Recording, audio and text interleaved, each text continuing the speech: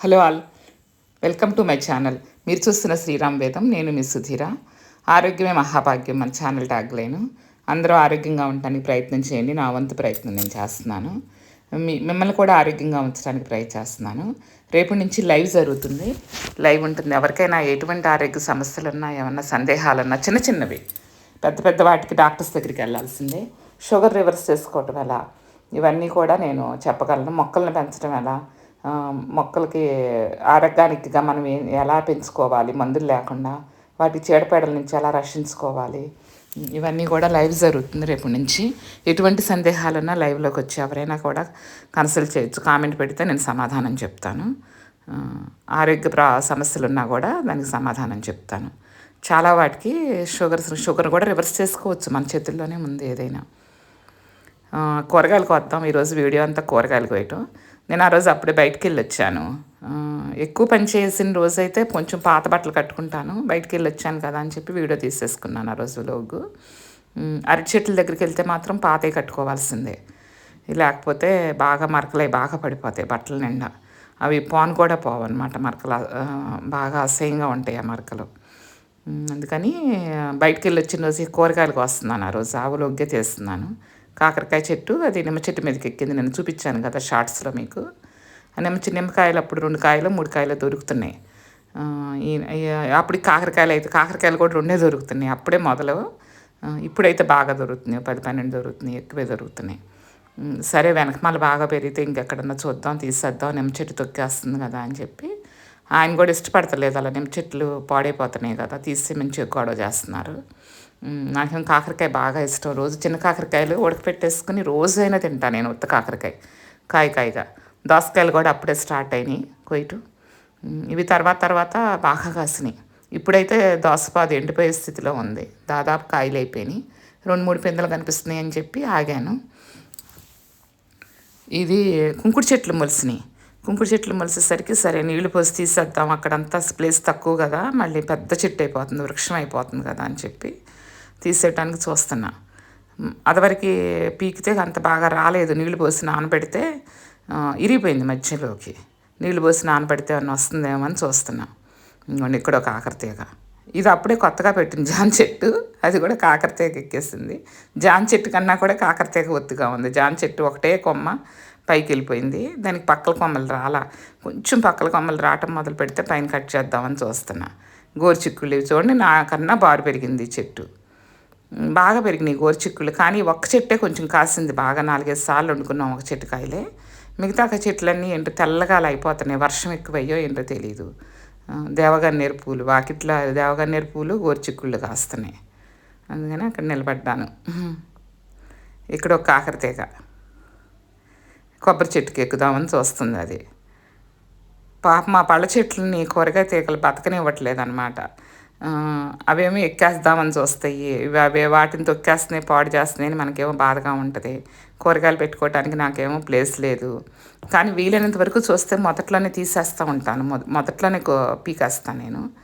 ఒక్కోసారి వర్షం కదా, వర్షం పడితే తోటలోకి ఒక 4-5 రోజులు అటు పక్కకి వెళ్ళలేదనుకోండి, వేరే పక్కకి వెళ్ళి వచ్చేస్తాం అనుకోండి, అప్పుడు ఈలోపు పాకేసి పూలు కూడా వచ్చేస్తూ ఉంటాయి. సరే మళ్ళీ ప్రాణం ఒప్పది, ఏమన్నా కాస్తాయేమో అని. ఇవన్నీ కూడా అదివరకు పడి మొలిసిన కాయలు పైకెక్కి మళ్ళీ కాయలు పండిపోయి మళ్ళీ కింద పడి మొలిసినవి అవన్నీ కూడా పెట్టినీ లేదు. నేనైతే చెట్లు తీగలు వెనక పక్క స్కూల్ వైపుని చూపించాను కదా, గోడకి ఫెన్సింగ్ వేయించానని. ఇప్పుడు దోస పెట్టాను, దోస అయిన తర్వాత కాకర పెట్టాను. ఇప్పుడే చిక్కుడు మొక్కలు గింజలు పెట్టాను. ఈ చిక్కుడు కాయలు పైకి వచ్చేటప్పటికి కాకర తీగ పండిపోతే తీసేయచ్చు. ఏదైనా తీగ జాతి 2 నెలల మించి కాయదు కదా, అవి కొంచెం అలా పాకుతూ ఉంటాయి. ఈ లోపు ఇంకో తీగ పెట్టి ఇంకోటి ఏదైనా పెడతా ఉంటాను అటు పక్కే. మాకు సరిపోతాయి, మాకు కూరలు ఎంతో పట్టవు కాబట్టి మాకు అలా కొంచెం ఉన్నా సరిపోతాయి. ఈ చెట్ల మీదకి ఎక్కినవన్నీ అందుకని అని తీసేయమని గొడవ చేస్తూ ఉంటారు. దేవగన్నేరు అన్ని రంగులు బాగా పోస్తున్నాయి, తెలుపు, పసుపు, పింక్ అన్నీ వచ్చినాయి, వర్షానికి బాగా పోస్తున్నాయి. ఇప్పుడు ప్రజెంట్ దేవుడికైతే అయ్యే పెడుతున్నాను నేను రోజు. బెండ మొక్కలు కోసాను ఆల్రెడీ, ఇంకేమైనా ఉన్నాయా అని చూస్తున్నాను. బెండలు, గోరుచిక్కుళ్ళు ఇవి మాత్రం నేను ఉగాదికి గింజలు పెట్టాను. ఉగాది రోజు వర్షం పడింది కదా, కొంచెం చక్కగా వర్షం తడికి మొలిసిపోయినాయి. తర్వాత మాకు ఎలాగో వాటర్ పైప్ లైన్ ఉంది కాబట్టి నీళ్లు పెట్టుకుంటూ ఉంటుంటే ఒక్క వర్షం పడినా చాలు చక్కగా మొలుస్తాయి గింజలు, నేల తడిగా ఉంటుంది కదా. అలా పెట్టేస్తాను నేను వర్షం ఉన్నప్పుడు. ఎండలు ఉన్నా కూడా నాకు అందుకని కాస్తాయి. అందరూ వెయిట్ చేస్తారు జూన్ వరకు. కానీ నేను మార్చిలో కానీ ఫిబ్రవరిలో కానీ వర్షం పడితే మాత్రం గింజలు పెట్టేస్తాను ఏదో ఒకటి. లక్కీగా మొలుస్తాయి అవి, ఎక్కువ లెక్క మొలుస్తాయి. మొలిసేస్తాయి, మళ్ళీ మంచి ఎండల్లో కూడా కాస్తాయి నాకు. ఇప్పుడైతే అసలు అందరికీ తోటలాళ్ళందరికీ బెండకాయలు అవన్నీ బాగా కాస్తున్నాయి. కొబ్బరి చిప్పలు నేను కొబ్బరికాయలు ఎండు కొబ్బరికాయలు పగలగొట్టి అట్టు పెట్టాను. మొత్తం ఎండుకాయలన్నీ ఒక సంచికేసి అట్టు పెడతాం.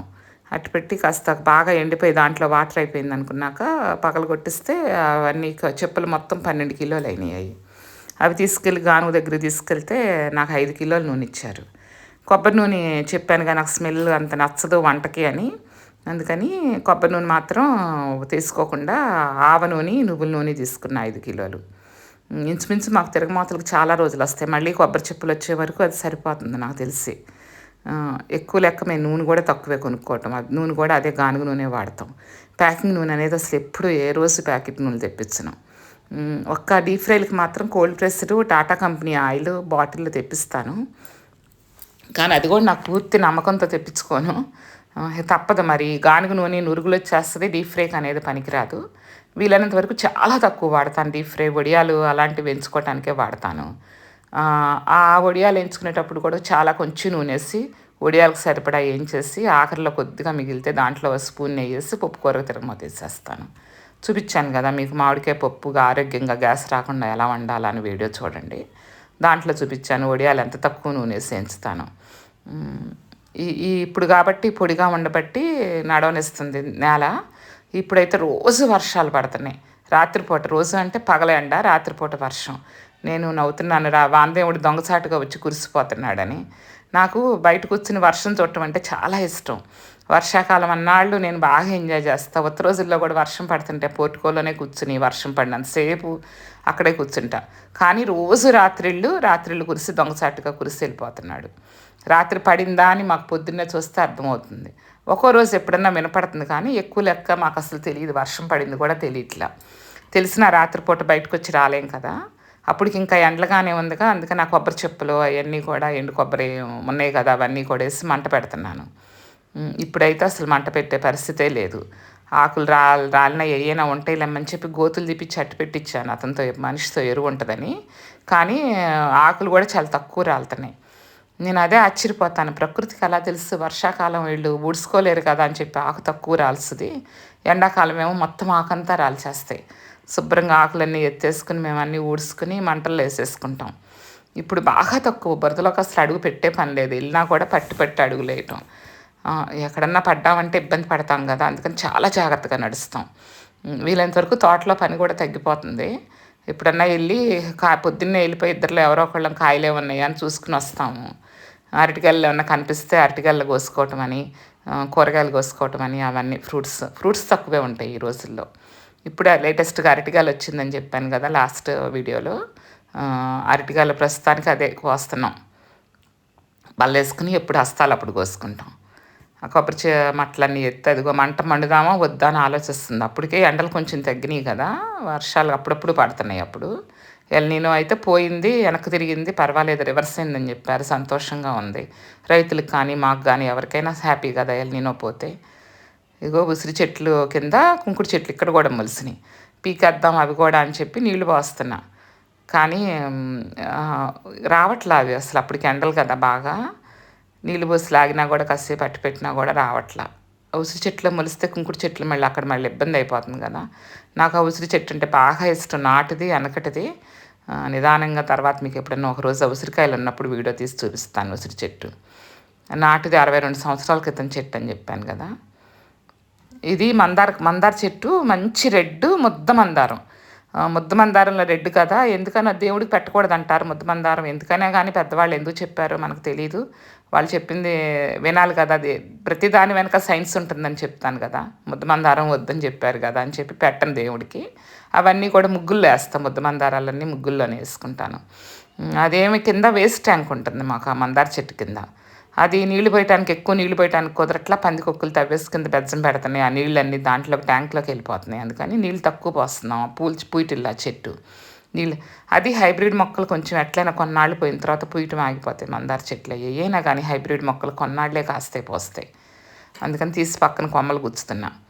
ఈ నిమ్మకాయలు రోజు దొరుకుతున్నాయి. మేము రోజు కషాయం కాసుకుంటాం. ఇద్దరం చెరొక నిమ్మకాయ పిండుకుంటాం. మా కాయలు కాబట్టి చాలా బావుంటాయి. మార్కెట్‌లో మాత్రం కాయలు తెప్పించను. ఊళ్ళో ఎవరి దగ్గర నిమ్మ చెట్లుంటే ఒక 50 కాయలు అట్లా వాళ్ళ దగ్గర తెప్పించుకుంటా. మాకు సరిపడా దొరకకపోయినా. వీలైనంత వరకు మా కాయలున్నన్నాళ్ళు 4, 5 నెలలు దాదాపు 6 నెలలు మా కాయలే సరిపోతాయి మాకు. నిదానంగా పండిన కాయలు పండినట్టు కోసుకొని తెచ్చుకుంటా ఉంటాము. హ్మ్. ఎట్లాగొట్లా కష్టపడి మంట పెట్టాను మళ్ళీ 2, 3 సార్లు పోయిందది. బాగా ఎండల్లో మండినట్టు కొంచెం వర్షాకాలం వచ్చిన తర్వాత మబ్బులుగా ఉంటది కదా! మంట బాగా మండదు. ఆ కొబ్బరి మట్టలు రాలినయి అయన్నీ ఏస్తే కొంచెం అంటుకుంది. కొబ్బరి పీసు అంటుకుంటే భయం ఉండదు. ఇంక మండుద్ది బానే. అదే లేకపోతే ఆ ఎరువంతా ఎప్పుడైతే నాకు చాలా కష్టమయ్యేది ఆకులు ఇప్పుడు రాలితే. ప్రకృతికి నిజంగా చాలా తెలుసనిపిస్తది. మొన్నేదో అదే ఫంక్షన్‌కెళ్తే మా అక్క అడుగుతుంది, "నీకు ఆరోగ్యం చాలా బావుంటుందా? అంత తోట పని చేస్తున్నావు." తను వీడియోలు చూస్తుందంట నా వీడియోలు. "ఆరోగ్యం బాగా చాలా బావుంటది కామర్స్" అని అడుగుతుంది. లేదక్క ఆరోగ్యం బావుండి చేయటం కాదు, ఆరోగ్యం బావుంటం కోసం పని చేస్తున్నా నేను. నా పని నేను చేసుకుంటే ఆరోగ్యం బావుంటుంది కదా! కూర్చుని ఊరికే 24 గంటలు టీవీ ముందు కూర్చుని అదంతా పని చేస్తుంటే ఆరోగ్యం ఎలా బావుంటది మనకి? ఎవరికైనా కూడా కూర్చుని పడుకుని ప్రార్థనలు చేసి, నమాజులు చేసి, కూర్చుని అలా చేస్తే లక్ష్మీదేవి వరించదంట. నిన్నెవరో కొటేషన్ పంపించారు. లక్ష్మీదేవి వరించాలంటే కష్టపడి పని చేయాలంట. కష్టే ఫలి అన్నారు. అంతే కదా! లక్ష్మి అంటే నా దృష్టిలో చెప్పాను కదా! ఐశ్వర్యమే కాదు ఆరోగ్యం కూడా అని ఎన్నిసార్లో చెప్పాను కదా! ఆరోగ్యం కావాలంటే మన వంతు ప్రయత్నం మనం చేయాలి. మనం కష్టపడి పని చేయాలి. మన వల్ల అయినంత చేయాలి. 24 గంటల్లో కనీసం 4 గంటలు కష్టపడాలి. 10 గంటలు ఎలాగో రెస్ట్‌లోనే ఉంటాం, నిద్రపోతాం. మిగిలిన 14 గంటల్లో ఒక 2, 3 గంటలు టీవీ ముందు కూర్చోవచ్చు, చూడొచ్చు టీవీ, రీచార్జ్ అవ్వచ్చు.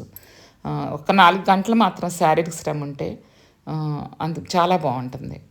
అందుకనే నేను వాకింగ్ కూడా చక్కగా చేసుకుంటా ఉంటాను. ఎంతైనా ఈ పని కంటే కూడా మనం వాకింగ్ చేస్తుంది అది వేరే. బ్రిస్క్ వాక్ చాలా మంచిది కదా! బ్రిస్క్ వాక్ చేయాలి. అందుకని నేను మానను, వాకింగ్ మాత్రం మానను. ఈ పనే మళ్ళీ వాకింగే. రోజు మనకు కనీసం నాకు ఇంకో టిప్ చెప్పనా మీకు?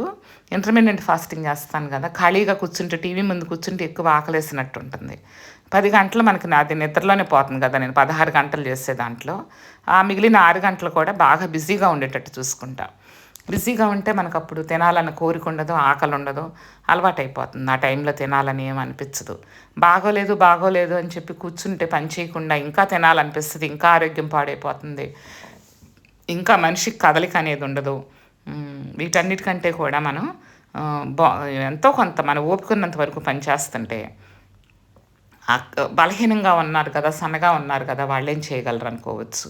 కానీ ఎవరమైనా ఆడాళ్ళం స్ట్రాంగ్‌నెస్ అనేది పెంచుకోవాలి. మనసు స్ట్రాంగ్‌గా ఉండాలి. శరీరం స్ట్రాంగ్‌గా ఉండాలి. ఆడవాళ్ళు లేకపోతే ఇల్లు ఎందుకు పనికిరాదు.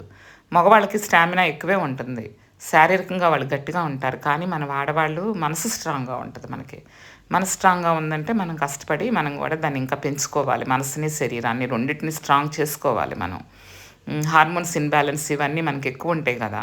అవన్నీ కూడా ఎదిరించి మనసు స్ట్రాంగ్ చేసుకుని నేనైనా చెప్పాలనుకుంటే నాకు ఆరోగ్యంగా చాలా కంప్లైంట్లు ఉంటాయి. కానీ దాన్ని తోసేసుకుని తిరగాలి మనం. ఆరోగ్యం అంతా శుభ్రంగా చాలా బాగుందని చెప్తే అది పూర్తిగా అబద్ధమే అవుతుంది ఎవరైనా కూడా. మాకేం సమస్యలు లేవు, ఆరోగ్యం అనే కాదు ఏ విషయంలో కూడా మనకేం సమస్యలు లేవని కానీ అట్లా ఎవరైనా చెప్పారంటే అది పూర్తిగా అబద్ధమే అవుతుంది. మనిషి అన్నాక సమస్యలు ఉంటాయి, ఆరోగ్యం ప్రాబ్లమ్స్ ఉంటాయి, డబ్బు ప్రాబ్లమ్స్ ఉంటాయి, ఏదో ఒకటి ఉంటుంది. ప్రతి ఒక్కళ్ళకి అంత పరిసిన వడ్డిచ్చిన విస్తరి అయిపోదు జీవితం. అందుకని ప్రతి ఒక్కళ్ళు కూడా మన ఆరోగ్యం మనమే జాగ్రత్తగా చేసుకోవాలి. అది ఆడవాళ్ళ ముందు ఎక్కువ స్ట్రాంగ్‌గా ఉండాలి. ఆడవాళ్ళు స్ట్రాంగ్‌గా ఉంటేనే సంసారం స్ట్రాంగ్‌గా ఉంటుంది. ఎంత పని చేసినా కూడా నేను తోటలో పని చేస్తున్నాను కదా అని ఖాళీగా కూర్చుంటే పిల్లలు చెప్పారు నాకు ఈ విషయం. అమ్మ నువ్వు బ్రిస్క్ వాక్ చేయాలి, నీ ఏజ్‌కి చాలా మంచిది. కదలిక అనేది తక్కువ ఉంటుంది మనం చేసే పనిలో. ఇది నిదానంగా నేను స్ట్రెస్ లేకుండా ఎప్పుడోసారి ఖాళీగా ఉన్నప్పుడు అప్పుడో పని చేసుకుంటా ఉంటాను. అలా కంటే కూడా ఎంత పనన్నా చేయని డాక్టర్స్ కూడా అదే చెప్తున్నారు. బ్రిస్క్ వాక్ ముఖ్యమంట మనకి. ఆయనైతే కంపల్సరీ రోజు తెల్లవారుజామున 3 గంటలకు లేసి 4 గంటలకు వాకింగ్‌కెళ్తారు. నాకు కొంచెం అది మాత్రం బద్ధకం వాకింగ్ అనేది, బయట జిమ్‌లకెళ్తాం అనేది. ఇంట్లో తోటలో పనంటారు ఇది నాకు ప్యాషన్. ఎంత పనైనా చేసేయాలనిపిస్తది. ఆ తోటలోంచి బయటికెళ్ళాలనిపించదు. ఎక్కడికి పెద్దగా క అందరితో కలవాలనిపించదు. టీవీ దగ్గర కూర్చొని తోటనట్లా వదిలేద్దాం అలా ఉండదు. కొంచెం ఖాళీ దొరికిన తోటలో స్పెండ్ చేద్దాం అనిపిస్తది.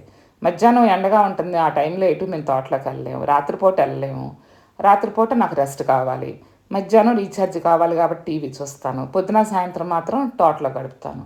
ఈ మిగిలిన టైంలోనే ఏదో ఒక టైంలో నేను కంపల్సరీ బ్రిస్క్ వాక్ చేస్తున్నాను. అది మనకి ఆడవాళ్ళకి అవసరం. మన ఎక్సర్సైజ్ మనకు ముఖ్యం. మనల్ని మనం స్ట్రాంగ్గా ఉంచుకోవటం చాలా అవసరం. చాలా సమస్యలు ఉంటాయి, మనకు పరిష్కారం మనమే ఎత్తుక్కోవాలి. అది మగవాళ్ళు స్టామినా పరంగా చూస్తే వాళ్ళు గొప్పవాళ్లే కానీ వాళ్ళకు ఉంటుంది, కానీ మానసికంగా మాత్రం మనమే బలవంతులం. ఏదైనా సమస్య వస్తే మనమే దాన్ని తీసుకుని దాన్ని సాధించుకోగలుగుతాం. అది మగవాళ్ళ వల్ల కాని పని. ఇవన్నీ జరగాలంటే, ఇల్లు బాగుండాలంటే ఖచ్చితంగా మనం స్ట్రాంగ్గా ఉండాలి, మంచి ఆహారం తీసుకోవాలి. మనం తినేది మంచిదా కాదా అని ఒక్కసారి ఆలోచించుకోవాలి. ప్యాకింగ్ ఫుడ్లు అనేది వీలైనంత వరకు అవాయిడ్ చేయాలి. అది మామిడి చెట్లో పెట్టిన పసుపు కొమ్ములు అవి మొలుస్తున్నాయి అప్పుడే, నెల రోజుల క్రితం. ఇప్పటికైతే వర్షాలకి మొత్తం ఆ బీరపాదు కూడా, తర్వాత బీరపాదు పాకుతుంది కదా, అంతా కూడా తీసేసాను తర్వాత. ఇప్పటికైతే మొత్తం వర్షాలకి రోడ్లెంబడి పెట్టినవి కూడా వస్తాయో రావో అనుకున్నాను. మొత్తం అన్ని ఆకులు తొడిగేసి చక్కగా అన్ని బుడుంగుమని బయటకు వచ్చినాయి, పుట్టగొడుగుల్లాగా. కష్టే ఫలి అన్నారు, అందుకని కష్టపడితేనే లక్ష్మీదేవి వరిస్తుంది. ఖాళీగా పడుకుని టీవీ చూస్తా పడుకుని నాకు ఆరోగ్యం బాగోలేదు, నాకు సమస్యలు ఉన్నాయి, ఈ ఆరోగ్యం బాగాలేదు, ఆరోగ్యం బాగాలేదంటే అస్సలు బాగోదు. అప్పుడు ఎవరికైనా కూడా ఆరోగ్యం బాగోకుండానే ఉంటుంది. 60 ఏళ్ళు వచ్చిన తర్వాత సమస్యలు వస్తాయి. ఈ మామిడి పండు చెప్పాను కదా, ఒంటికాయ సొంటి కొమ్ములాగా ఒకటి మిగిలిందని. అన్నీ అయిపోయినాయి, 4-5 కాయలే కాసింది ఆ చిన్న చెట్టుకి. ఆ ఒక్కటి జూలై ఆఖరికి చక్క కింద పడింది నేను బయటికి వెళ్ళి వచ్చేసరికి. లాస్ట్ వీడియోలో చెప్పాను కదా, తీసుకెళ్ళి ఇంట్లో పెట్టి ఒక్కరోజు పేపర్ చుట్టితే చాలా స్వీట్గా ఉంది, ఎక్కువ రోజులాగి. మొన్న అక్కడ పనసకాయ తెచ్చుకున్నాను అన్నానుగా, పనసగింజలు మామూలుగా అయితే నేను డ్రై రోస్ట్ చేస్తాను పొయ్యి మీద. సరే చూద్దాం, డ్రై రోస్టే కదా, ఇవి ఇసుకలో పోసి అట్లా డ్రై చేసేవారు కదా ఎదురటి రోజుల్లో రోస్ట్. సరే అవంతా ఎందుకో ఎయిర్ ఫ్రైలో పెట్టి చూద్దామని చెప్పి ఎయిర్ ఫ్రైలో పెట్టాను, బాగానే ఉన్నాయి. రోస్ట్ చేసుకుని తినగలిగాను నేను పనసగింజలు కూడా. ఇది మంచి ప్రోటీన్ ఉంటుంది పనసగింజలు, ఎవ్వరూ కూడా పారేయకండి. పనసకాయ తింటే ఎంత మంచిదో, ఆ తొనలు తింటే గింజల్లో ఇంకా అంతకు మించిన ప్రోటీన్ ఉంటుంది మనకి. ప్రోటీను, ఫైబరు అన్నీ ఉంటాయి. అందుకని గింజలని అవతల పారేయొద్దు. నేను తాయిలం అన్నీ అవుతాను. ఇక ఇవి మాకు చేపలు మొదలైపోయినాయి మా ఊళ్ళో. ఇవన్నీ కొరమైన పిల్లలు 2 అన్నీ బతుకున్న చేపలే తెచ్చి పోస్తారు మాకు. అది చూడండి చక్క బతికింది. అక్కడి నుంచి నేను వేరే చోట నుంచి తెస్తే అది చూడండి అల్లరి. వాళ్ళు తెచ్చి టబ్లో పోసి వెళ్ళారు దాన్ని ఇక్కడి నుంచి ఇక్కడ తేటానికి నాకు బకెట్లో చాలా కష్టమైపోయింది, అసలు దొరకలా అది. దానికంటే ఇది కొంచెం యాక్టివ్ తక్కువగా ఉంది. ఇందాకటి చేప అయితే చెంగుని గంతులేస్తుంది, ఎగిరి వెళ్ళిపోతుంది. ఇంక మేము తింటాం, బతుకున్న చేపలే తింటాం, ఆర్గానిక్కే. లైక్ చేయండి.